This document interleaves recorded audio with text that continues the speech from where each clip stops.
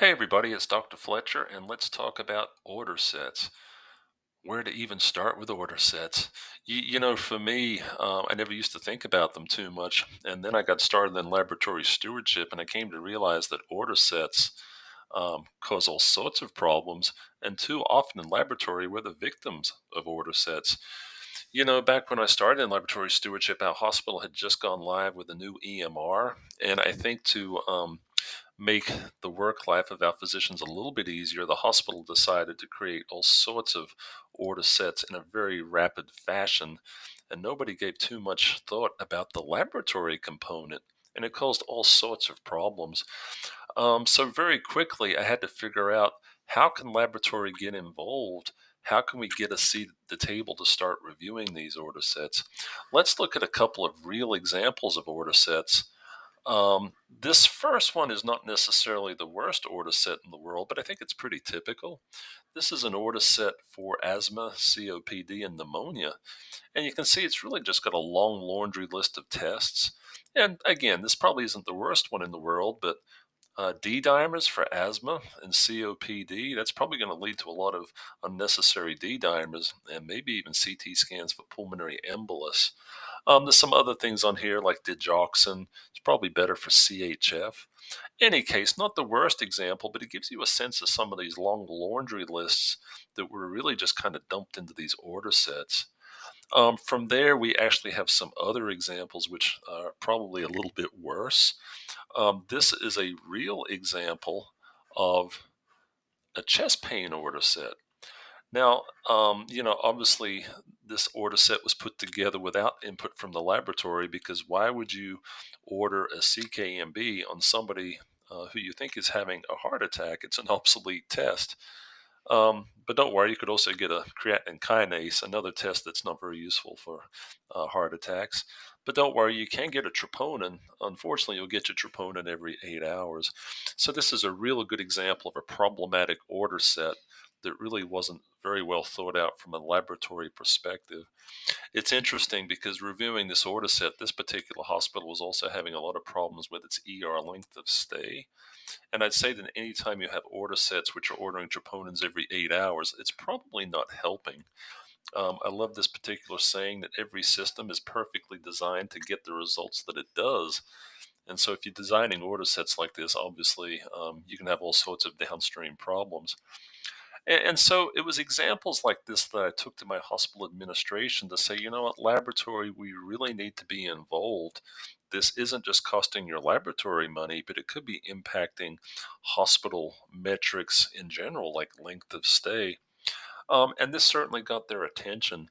The other thing I did was I reviewed some guidelines from the OIG in compliance because the OIG says that laboratory really should be reviewing order sets and standing orders. Check out my video on laboratory stewardship and compliance. I talk about that a little bit more in that video. So take those two things to your administration, the recommendations from the OIG, and some examples of order sets, and a lot of times that'll help get you a seat at the table to start reviewing order sets.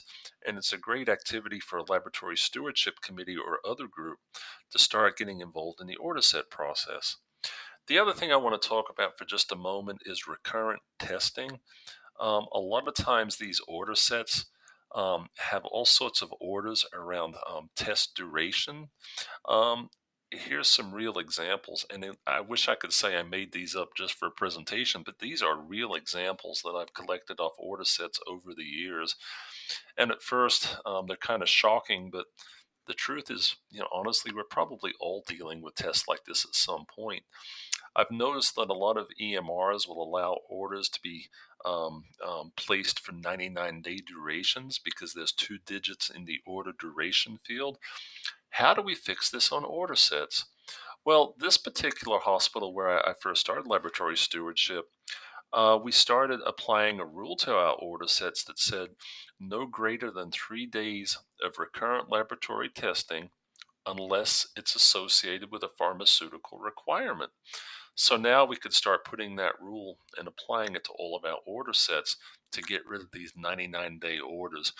I've seen some hospitals go with that 3-day duration maximum. Other hospitals have been even more strict and gone with 1 day. You cannot actually order um, recurring daily tests at all. It's really a conversation, for your hospital and your medical staff to see what they feel comfortable with.